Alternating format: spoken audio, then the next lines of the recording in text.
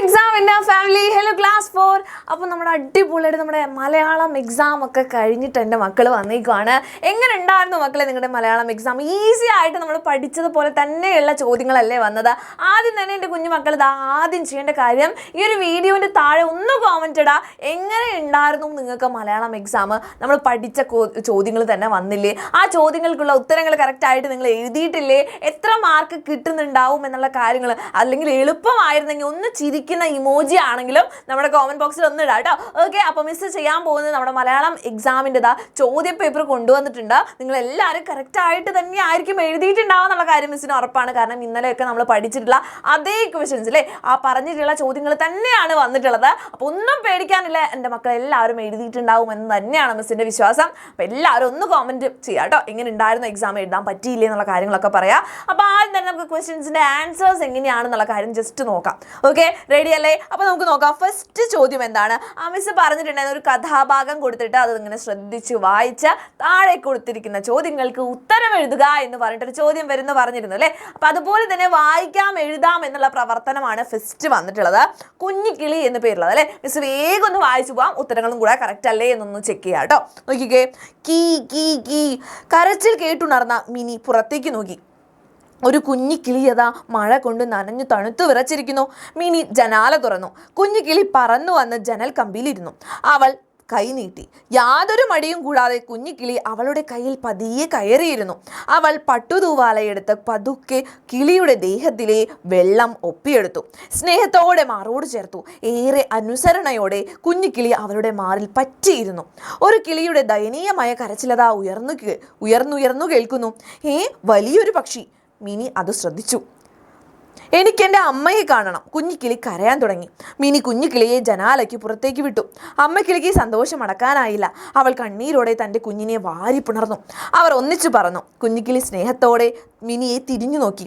അവർ പറന്നകലുന്നതും നോക്കി അവൾ അങ്ങനെ ജനൽ കമ്പിയിൽ പിടിച്ചു നിന്നു. അപ്പോൾ ഇത്രയേ ഉള്ളൂ. വളരെ സിമ്പിൾ ആയിട്ടുള്ള ഒരു കഥാഭാഗമാണ് കൊടുത്തിട്ടുള്ളത് അല്ലേ? ഒന്നും പ്രയാസമുള്ള ഒന്നും കൊടുത്തിട്ടില്ല. ഇനി എന്താണ്, ഇതിനെ അടിസ്ഥാനമാക്കിയിട്ടുള്ള ഒരു 5 ചോദ്യങ്ങളുണ്ട്. അത് കറക്റ്റായിട്ട് നിങ്ങൾ എഴുതിയിട്ടുണ്ടാവും അല്ലേ? ഈസി ആയിരുന്നില്ലേ മക്കളെ? ഫസ്റ്റ് ക്വസ്റ്റ്യൻ നമുക്ക് നോക്കാം. ആരാണ് മഴ നനഞ്ഞു തണുത്തു വിറച്ചിരുന്നത്? ഈസി ക്വസ്റ്റ്യൻ അല്ലേ? ആരാണ്? അമ്മക്കിളിയാണോ, മിനിയാണോ, കുഞ്ഞിക്കിളിയാണോ, നായക്കുട്ടിയാണോ? മക്കളെ നായക്കുട്ടി ഒന്നും ഇതിൽ വന്നിട്ട് കൂടിയില്ല അല്ലേ? ആരാണ്? കുഞ്ഞിക്കിളിയാണ് ആൻസർ. അപ്പോൾ നമ്മൾ എന്ത് ചെയ്തു? കുഞ്ഞിക്കിളി എന്ന് എടുത്തെഴുതി. അടുത്ത് നോക്കിക്കേ, മിനി കൈ നീട്ടിയപ്പോൾ കുഞ്ഞിക്കിളി എന്ത് ചെയ്തു? അപ്പോൾ മിനി കൈ നീട്ടുന്നുണ്ടല്ലേ? അപ്പോൾ എന്താണ് ചെയ്തത്? പേടിച്ച് വിറയ്ക്കാണോ ചെയ്തത്? അവളുടെ കയ്യിലേക്ക് പതിയെ കയറിയിരിക്കുകയാണോ ചെയ്തത്? വാവിട്ട് കരയുകയാണോ അതോ പറന്നു പോവാണോ ചെയ്തത് മക്കളെ? എന്താണ് ആൻസർ? അവളുടെ കയ്യിലേക്ക് പതിയെ കയറിയിരുന്നു. അടുത്തത് നോക്കിക്കേ, കുഞ്ഞിക്കിളിയെ കയ്യിൽ കിട്ടിയപ്പോൾ മിനി ചെയ്തത് എന്താ? കൂട്ടിലടച്ചു, തോർത്തെടുത്തു, തീറ്റ കൊടുത്തു, തൂവാല കൊണ്ട് ദേഹത്തെ വെള്ളം ഒപ്പിയെടുത്തു. ഏതാണ്? പട്ടുതൂവാലൊക്കെ എടുത്ത് അതിൻ്റെ ദേഹത്തെ വെള്ളം ഒപ്പിയെടുക്കുകയാണ് ചെയ്തല്ലേ? അടുത്തത്, കുഞ്ഞിക്കിളിയെ തിരിച്ചു കിട്ടിയപ്പോൾ അമ്മക്കിളി സ്നേഹം പ്രകടിപ്പിച്ചത് എങ്ങനെയാണ്? കണ്ണീരോടെ കുഞ്ഞിക്കിളിയെ വാരിപ്പുണർന്നു, പഴങ്ങൾ നൽകി സ്വീകരിച്ചു, തൻ്റെ പുറത്തു കയറ്റി ഇരുത്തി പറന്നകന്നു, മിനിയെ ദേഷ്യത്തോടെ നോക്കി. ഏതാണ് മക്കളെ ആൻസർ? ഈസി ആണല്ലേ? കണ്ണീരോടെ കുഞ്ഞിക്കിളിയെ വാരിപ്പുണരുകയാണ് ചെയ്തത്. അടുത്ത ക്വസ്റ്റ്യൻ നോക്കിക്കേ, കുഞ്ഞിക്കിളി മിനിയോട് തൻ്റെ സ്നേഹം പ്രകടിപ്പിച്ചത് എങ്ങനെയെല്ലാം? അപ്പം എങ്ങനെയൊക്കെയാണ് സ്നേഹം പ്രകടിപ്പിച്ചത്? മിനിയുടെ കയ്യിൽ പതുക്കെ കയറിയിരുന്നു, അമ്മയെ കാണണമെന്ന് വാശി പിടിച്ചു, അനുസരണയോടെ മാറോട് ചേർന്നിരുന്നു, അമ്മയോടൊപ്പം പറന്നകലുമ്പോൾ തിരിഞ്ഞു നോക്കിയും പിന്നെ മാറോട് ചേർന്നിരുന്നു. ഇതിലേതാണ് ആൻസർ? ചിലപ്പോൾ ചെറിയൊരു കൺഫ്യൂഷൻ ഉണ്ടാവും അല്ലേ? ചിലപ്പോൾ എന്താണ്, ആ മാറോട് ചേർന്നിരുന്നു അതാണോ ആൻസർ?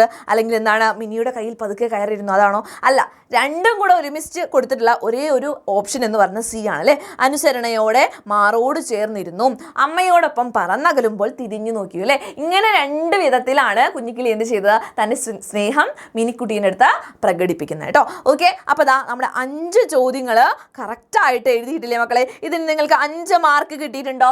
5 മാർക്ക് കിട്ടിയിട്ടുണ്ട്. ഫസ്റ്റ് ക്വസ്റ്റ്യൻ എൻ്റെ കുട്ടികൾ എല്ലാവരും കറക്റ്റ് ആക്കിയിട്ടുണ്ടെങ്കിൽ എല്ലാവരും കുറച്ച് റെഡ് ഹാർട്ട്സ് ഇടാൻ പറ്റൂ. റെഡ് ഹാർട്ട്സ് ഇടാം കേട്ടോ. നമ്മുടെ കോമൻറ്റ് ബോക്സിൽ ജസ്റ്റ് റെഡ് ഹാർട്ട്സ് ഇടാം. ഓക്കെ, അപ്പോൾ 5 മാർക്ക് കിട്ടി. അടുത്ത ചോദ്യമാണ് പ്രവർത്തനം 2, സംഭാഷണം എഴുതാം അല്ലെ? 2 കഥാപാത്രങ്ങൾ തമ്മിലുള്ള സംഭാഷണം എഴുതാനായിട്ട് വരും. നമ്മൾ ഇന്നലെ ചെയ്തതാണ് റഹീമും കുട്ടനും തമ്മിലുള്ളതും അല്ലാതെയുള്ളതും അല്ലെ? 2 സംഭാഷണങ്ങൾ നമ്മൾ ചെയ്തിട്ടുണ്ടായിരുന്നു അല്ലേ? അപ്പോൾ ഈസി ആയിട്ട് നമുക്ക് എഴുതാൻ പറ്റുന്നത് തന്നെയാണ്. ഇവിടെ എന്താണ്, ഒരു മിക്സിയും ആട്ടുകല്ലും തമ്മിലുള്ള തമ്മിലുള്ള ഒരു സംഭാഷണമാണ് ചോദിച്ചിട്ടുള്ളത്. അപ്പോൾ ആദ്യം തന്നെ സംഭാഷണം എഴുതുന്നതിന് മുമ്പ് തന്നെ നിങ്ങൾ ഈ ചോദ്യം നന്നായിട്ട് വായിച്ച് നോക്കിയിട്ടുണ്ടാവും അല്ലേ. എന്താണ് പറഞ്ഞിട്ടുള്ളത്? വരൂ വരൂ, സ്വാഗതം. എവിടെ നിന്നാണ് ഈ ശബ്ദം? കേടുവന്ന മിക്സി ചുറ്റും കണ്ണോടിച്ചു. അപ്പോൾ അത്രയും ക്ലിയർ അല്ല ചോദ്യപേപ്പർ, എന്നാലും നിങ്ങൾക്ക് അറിയുന്നുണ്ടാവുമല്ലോ. അപ്പോൾ മിസ് വേഗം വായിക്കാം. കണ്ണോടിച്ചു. നോക്കി ബുദ്ധിമുട്ടേണ്ട, ഞാൻ തന്നെ. മൂലയിൽ നിന്ന കല്ല് അല്പം പരിഹാസത്തോടെ പറഞ്ഞു. അടുക്കളയിൽ നിന്ന് സ്ഥാനം നഷ്ടപ്പെട്ട മിക്സി പരിഭവത്തോടെ ആട്ടുകല്ലിനെ നോക്കി. അവർ തമ്മിൽ നടക്കാനിടയുള്ള സംഭാഷണം തയ്യാറാക്കൂ. അപ്പൊ മിക്സി കേട് വന്നു. ആട്ടുകല്ല് എന്ന് വെച്ചാൽ പണ്ട് മിക്സിയൊക്കെ വരുന്നതിന് മുമ്പ് നമ്മൾ ഉപയോഗിച്ചിട്ടുണ്ടായിരുന്ന, അരയ്ക്കാനൊക്കെ ഉപയോഗിച്ചിട്ടുണ്ടായിരുന്ന ആട്ടുകല്ലായിരുന്നു. അപ്പോൾ ഈ ആട്ടുകല്ലിനെ മുമ്പൊന്നും എന്താണ് മിക്സി വന്ന സമയത്ത് എന്താണ് ആർക്കും വേണ്ട. പക്ഷേ ഈ മിക്സി കേട് വന്നപ്പോൾ എന്താ, നമ്മൾ വീണ്ടും ആട്ടുകല്ലിൻ്റെ അടുത്ത് തിരിച്ചു പോലെ. അപ്പോൾ ഇവർ തമ്മിലുള്ള നമ്മുടെ ആട്ടുകല്ലിന് കുറച്ച് പരിഹാസമുണ്ട്, മിക്സിക്ക് കുറച്ച് പരിഭവങ്ങളുണ്ട്, സങ്കടമൊക്കെ ആയിട്ടായിരിക്കുന്നത്. അപ്പോൾ ഇവർ തമ്മിലുള്ള സംഭാഷണം എങ്ങനെയായിരിക്കും? ആട്ടുകല്ല് പറയുന്നുണ്ട്, വരൂ വരൂ, എന്തുണ്ട് വിശേഷങ്ങൾ? അപ്പോൾ മിക്സി എന്തായിരിക്കും പറയുന്നുണ്ടാവുക? മിക്സി എന്താ പറയുന്നത്? ഇപ്പോൾ എന്നെ ആർക്കും വേണ്ട, ഇപ്പോൾ നിന്നെയല്ലേ അവർക്ക് വേണ്ടൂ എന്ന് ചോദിക്കുക അല്ലേ. അപ്പോൾ ആട്ടുകല്ല് എന്ത് പറയും? മുൻപൊക്കെ എൻ്റെ സ്ഥിതിയും ഇങ്ങനെ തന്നെ ആയിരുന്നല്ലോ, നീ വന്നപ്പോൾ എന്തായിരുന്നു, ഈ വീട്ടുകാർക്ക് എന്നെയും വേണ്ടാതിരുന്നല്ലോ. അപ്പോൾ എന്താണ് മിക്സി പറയുന്നത്? മിക്സി പറയും, പക്ഷേ ഇങ്ങനെ ഒരു അവസ്ഥ എനിക്ക് വരുമെന്ന് ഞാൻ കരുതിയില്ല. അപ്പോൾ ആട്ടുകല്ല് പറയാണ്, നീയൊരു യന്ത്രമാണ്, നിനക്ക് കേടുവന്നാൽ ഉറപ്പായും അവർ എൻ്റെ അടുത്ത് തന്നെ എത്തും എന്നൊക്കെ പറഞ്ഞിട്ട് നമുക്ക് എഴുതാൻ പറ്റും. ഓക്കെ, അപ്പോൾ എൻ്റെ കുഞ്ഞുമക്കളെല്ലാവരും എന്താണ് സംഭവിച്ചതെന്നോ അല്ലെങ്കിൽ എനിക്ക് കേടുവന്നു, അയ്യോ ഇനി എന്നെ ആർക്കും വേണ്ടേ എന്നുള്ള രീതിയിലൊക്കെ മിക്സിയുടെ സങ്കടവും അതുപോലെ തന്നെ ആട്ടുകല്ലിൻ്റെ പരിഹാസം, ആട്ടുകല്ലിൻ്റെ മുന്നത്തെ കാര്യങ്ങളും ഒക്കെ വെച്ചിട്ട് ഈ ഒരു സംഭാഷണം എഴുതിയിട്ടുണ്ടാവുന്നിരിക്കുന്നു. അങ്ങനെ എഴുതിയിട്ടുണ്ടെങ്കിൽ നിങ്ങൾക്ക് എന്താണ് ഫുൾ മാർക്ക് കിട്ടും കേട്ടോ. അപ്പോൾ സംഭാഷണം നിങ്ങൾ എങ്ങനെ എഴുതിയാലും ഈ ഒരു സങ്കടം, ഈ ഒരു വിഷയത്തിൽ തന്നെ സംഭാഷണം എഴുതിയിട്ടുണ്ടെങ്കിൽ ഫുൾ മാർക്ക് കിട്ടുന്നുണ്ടാവും. അപ്പോൾ അതും കറക്റ്റ് ആയിട്ട് ചെയ്യാൻ പറ്റിയിട്ടുണ്ടെങ്കിൽ എല്ലാ മക്കളും എന്ത് ചെയ്യാം, നമ്മുടെ കമന്റ് ബോക്സിൽ സെക്കൻഡ് ക്വസ്റ്റ്യൻ കറക്റ്റ് ആക്കിയിട്ടുണ്ടെങ്കിൽ യെല്ലോ ഹാർട്ട്സ് ഇടാം കേട്ടോ. ഓക്കെ, യെല്ലോ ഹാർട്ട്സ് ഇടാം. സെറ്റ് അല്ലേ? അപ്പോൾ നെക്സ്റ്റ് ചോദ്യമാണ് നമ്മുടെ പ്രവർത്തനം 3 വരികൾ കൂട്ടിച്ചേർക്കാം. അപ്പോൾ ഓൾറെഡി മിസ് ഇവിടെ എഴുതി വെച്ചിട്ടുണ്ട്. നല്ല ഈസി ആയിരുന്നു, നമ്മൾ ഇന്നലെ പഠിച്ചത് തന്നെയാണ്. ഈ ഒരു ചോദ്യം പഠിച്ചിട്ടുണ്ടായിരുന്നു അല്ലേ. കേരളത്തിൻ്റെ ഭംഗിയെ പറ്റിയിട്ടായിരുന്നു നമ്മൾ എഴുതിയിട്ടുണ്ടായിരുന്നത്. ഇവിടെ എന്താണ്, ആകാശവീതിയിൽ നോക്കിക്കേ, ഈ തിങ്കളിനോട് അല്ലേ, ചന്ദ്രനോട് ഒരു കുട്ടി പാടുന്ന ഒരു പാട്ടാണ് അല്ലേ. നോക്കിക്കേ, ആകാശവീതിയിൽ നിന്ന് എന്നെ നോക്കി പുഞ്ചിരിച്ചിടുന്ന പൂന്തിങ്കളെ, താഴെ വന്ന് എന്നെ തലോടുകില്ലേ, എൻ കൂടെ ഒന്നു കളിക്കുകില്ലേ. അപ്പോൾ ഇങ്ങനെ ഉള്ള കവിതകൾ വരുമ്പോൾ നിങ്ങൾ പാടി നോക്കുക, ഒരു ഈണത്തിൽ പാടി നോക്കുക. അതേ ഈണത്തിൽ തന്നെ വരികളാക്കിയിട്ട് അതേ വിഷയത്തിൽ തന്നെ ബാക്കിയുള്ള വരികൾ ചേർക്കുക. ഇത്രയും ചെയ്യേണ്ടതുള്ളൂ കേട്ടോ. ഓക്കെ, അപ്പോൾ വരികൾ കൂട്ടിച്ചേർക്കൂ, ഉചിതമായ തലക്കെട്ടും നൽകണം. ഇതാണ് ചോദ്യം. ആദ്യം നമുക്ക് വരികൾ കൂട്ടിച്ചേർക്കാം. നക്ഷത്രം ഒന്നിനെ തന്നിടില്ലേ, മാനത്തേക്ക് എന്നെ കൂട്ടുകില്ലേ, രാത്രിയിൽ എന്നും വന്നിടില്ലേ. ഇങ്ങനെയാണ് ബാക്കിയുള്ള വരികൾ മിസ് ചേർത്തിട്ടുള്ളത്. അപ്പോൾ തലക്കെട്ട് എന്ത് ചേർക്കാം? പൂന്തിങ്കൾ അല്ലെങ്കിൽ പൂന്തിങ്കളിനോട് എന്ന് പറയാം അല്ലേ, അല്ലെങ്കിൽ പൂന്തിങ്കൾ. ഓക്കെ, അപ്പോൾ പൂന്തിങ്കൾ അല്ലെങ്കിൽ പൂന്തിങ്കളും കുട്ടിയും, തിങ്കളും കുട്ടിയും, അല്ലെങ്കിൽ എന്താ ചന്ദ്രനും കുട്ടിയും, എന്ത് വേണമെങ്കിലും നമുക്ക് എഴുതാം കേട്ടോ.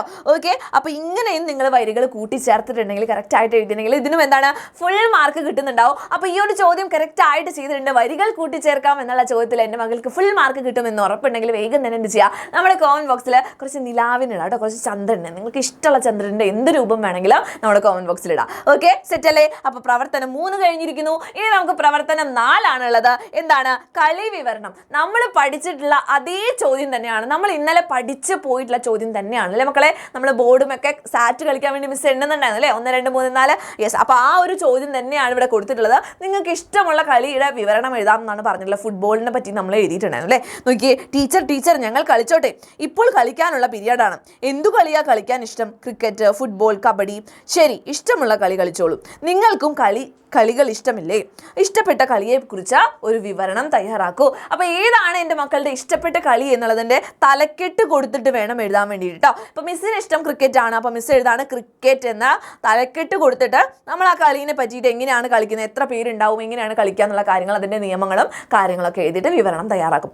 ഇത് തന്നെയാണ് നമ്മൾ ഇന്നലെ ചെയ്തത് അല്ലേ. ഫുട്ബോൾ കളീനെ പറ്റിയിട്ട് ലോക പ്രശസ്തമായിട്ടുള്ള അല്ലെങ്കിൽ ജനശ്രദ്ധയുള്ള അല്ലെങ്കിൽ ജനപ്രിയമായിട്ടുള്ള ഒരു കളിയാണ് ഫുട്ബോൾ. അതിന് എത്ര പേരുണ്ട്, ഗോൾ വല ഉണ്ടാവും അല്ലെ, ഇതൊക്കെ പറഞ്ഞിട്ട് നമ്മൾ ഇന്നലെ പഠിച്ചിട്ടുണ്ടായിരുന്നു. അപ്പോൾ അതുപോലെ തന്നെ എഴുതി വെച്ച് കഴിഞ്ഞാൽ ഫുൾ മാർക്ക് കിട്ടും കേട്ടോ. അപ്പോൾ ഈ ഒരു ക്വസ്റ്റ്യനും എൻ്റെ കുട്ടികൾ കറക്റ്റ് ആയിട്ട് ചെയ്തിട്ടുണ്ടെങ്കിൽ നിങ്ങൾ ഏത് കളീനെ പറ്റിയിട്ടാണ്, ഇത് ക്രിക്കറ്റിനെ പറ്റിയിട്ടാണെങ്കിൽ ആ ഒരു ബാറ്റും ബോളും ഇടുക, അല്ലെങ്കിൽ ഫുട്ബോളിനെ പറ്റിയിട്ടാണെങ്കിൽ ഫുട്ബോൾ ഒന്ന് ഇടുക കേട്ടോ. നമ്മുടെ ചാറ്റ് ബോക്സിൽ ഹോക്കിയാണ് എഴുതിയെന്ന് വെച്ചാൽ ഹോക്കീൻ്റെ സ്റ്റിക്ക് ഇടുക. ഓക്കെ അല്ലേ? അല്ലാത്തവർ എന്ത് ചെയ്യുക, കുറച്ച് ബ്ലൂ ഹാർട്ട്സ് ഇടുക കേട്ടോ. കറക്റ്റ് ആയിട്ട് ചെയ്തിട്ടുണ്ടെങ്കിൽ ബ്ലൂ ഹാർട്ട്സ് ഇടുക.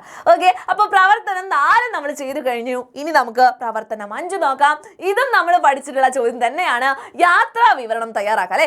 നമ്മൾ പറഞ്ഞു നമ്മൾ ഒരു സ്ഥലത്തേക്ക് യാത്ര പോയിട്ടുണ്ട്, ആ യാത്രയെ പറ്റിയിട്ടുള്ള വിവരണം അതിന് വേണമെങ്കിൽ ഒരു തലക്കെട്ട് കൊടുക്കാമെന്ന് മിസ് പറഞ്ഞിട്ടുണ്ടായിരുന്നു. അപ്പോൾ നമ്മൾ വേനൽ അവധിക്കാലത്തിനെ പറ്റിയിട്ട് അനുഭവം എഴുതിയ പോലെ തന്നെ ഒരു തലക്കെട്ട് കൊടുത്ത് വേണമെങ്കിൽ എഴുതാം. അല്ലെങ്കിൽ എന്താണ് യാത്രാ വിവരണം ജസ്റ്റ് ഒന്ന് എഴുതിയിട്ട് എഴുതാം കേട്ടോ. ഓക്കെ, അപ്പോൾ എന്താണ് ചോദ്യം? യാത്രകൾ നമുക്ക് ഏറെ ഇഷ്ടമാണ്. ചെറുതും വലുതുമായ എത്ര യാത്രകൾ. നിങ്ങൾക്ക് ഏറ്റവും ഇഷ്ടപ്പെട്ട ഒരു യാത്രയെക്കുറിച്ച് വിവരണം തയ്യാറാക്കൂ. അപ്പോൾ എൻ്റെ കുട്ടികൾക്ക് ഇഷ്ടമുള്ള ഒരു യാത്രയെ പറ്റിയിട്ടാണ് അല്ലേ മിസ് എഴുതിയിട്ടുണ്ടായിരുന്നു. എന്തായിരുന്നു? മിസ്സിന് വീടിൻ്റെ അടുത്തുള്ള ഒരു കുന്നിലേക്ക് പോകുന്ന ഒരു യാത്രയെ പറ്റിയിട്ട് മിസ് എഴുതിയിട്ടുണ്ടായിരുന്നു അല്ലേ. കുന്നുംപുറം കയറി ചിലർക്ക് ക്ഷീണിച്ചു, പക്ഷെ അവിടെ പോയിട്ടിരുന്ന് ഫോട്ടോ എടുത്തു എന്നൊക്കെ പറഞ്ഞിട്ട് നമ്മൾ പഠിച്ചിട്ടുണ്ടായിരുന്നു. അപ്പോൾ അത് തന്നെ നിങ്ങൾക്ക് എഴുതി വെച്ചാൽ എന്താ ഫുൾ മാർക്ക് നിങ്ങൾക്ക് കിട്ടും. ഓക്കെ, അപ്പോൾ ആ ഒരു യാത്ര എങ്ങോട്ടായിരുന്നു, എങ്ങനെയാണ് പോയത്, ആരെല്ലാം കൂടെ ഉണ്ടായിരുന്നു, എപ്പോൾ പോയി എന്നുള്ള കാര്യങ്ങളൊക്കെ ഉൾപ്പെടുത്തുക.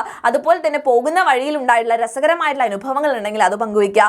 അവസാനം ആ ഒരു യാത്രയിൽ നിന്ന് നമ്മൾ പഠിച്ചിട്ടുള്ള പാഠങ്ങളെ പറ്റിയിട്ടും നമുക്കുണ്ടായിട്ടുള്ള വികാരങ്ങൾ, അതായത് സന്തോഷം, ഉല്ലാസം, ഭയം, സങ്കടം, ഇതുപോലെയുള്ള എന്തെങ്കിലുമൊക്കെ വികാരങ്ങൾ നമുക്ക് ഉണ്ടായിട്ടുണ്ടാവും അല്ലേ. അപ്പോൾ അതൊക്കെ ഉൾക്കൊള്ളിച്ചിട്ട് വേണം ഈ ഒരു യാത്രാ വിവരണം നമ്മൾ തയ്യാറാക്കാൻ വേണ്ടിയിട്ട് കേട്ടോ. അപ്പോൾ നിങ്ങൾ അതൊക്കെ എഴുതിയിട്ടുണ്ടെങ്കിൽ നിങ്ങൾക്ക് അതിനും ഫുൾ മാർക്ക് കിട്ടുന്നുണ്ടാവും. ഓക്കെ അല്ലേ, സെറ്റ് അല്ലേ? അപ്പോൾ ഇതും കറക്റ്റ് ആയിട്ട് ചെയ്തിട്ടുണ്ടെങ്കിൽ എൻ്റെ കുഞ്ഞുമക്കൾ എല്ലാവരും നമ്മുടെ കമന്റ് ബോക്സിൽ എന്ത് ചെയ്യുക, കുറച്ച് ഗ്രീൻ ഹാർട്ട്സ് ഇടാം കേട്ടോ. ഓക്കെ, അപ്പോൾ മിസ് ഈ ഒരു വീഡിയോ കണ്ടു കഴിയുമ്പോൾ നിങ്ങൾ എല്ലാവരും കണ്ടു കഴിഞ്ഞിട്ട് മിസ് കമന്റ് ബോക്സ് എടുത്ത് നോക്കുമ്പോൾ പല പല കളറിലുള്ള ഹാർട്ട്സ് മിസ്സിനെ കാണണം. ഓക്കെ അല്ലേ? യെസ്. ഇനി ലാസ്റ്റ് ചോദ്യമാണ്, അവസാന ചോദ്യം നമ്മുടെ ജീവചരിത്രക്കുറിപ്പാണ്. മിസ് പഠിപ്പിച്ച് തന്നിട്ടുണ്ടായിരുന്നു എങ്ങനെ എഴുതണം. അതുപോലെ തന്നെ ഒരാളുടെ കുമാരനാശാന്റെ ജീവചരിത്രക്കുറിപ്പ് നമ്മൾ പഠിച്ചിട്ടും പോയിട്ടുണ്ടായിരുന്നു അല്ലേ.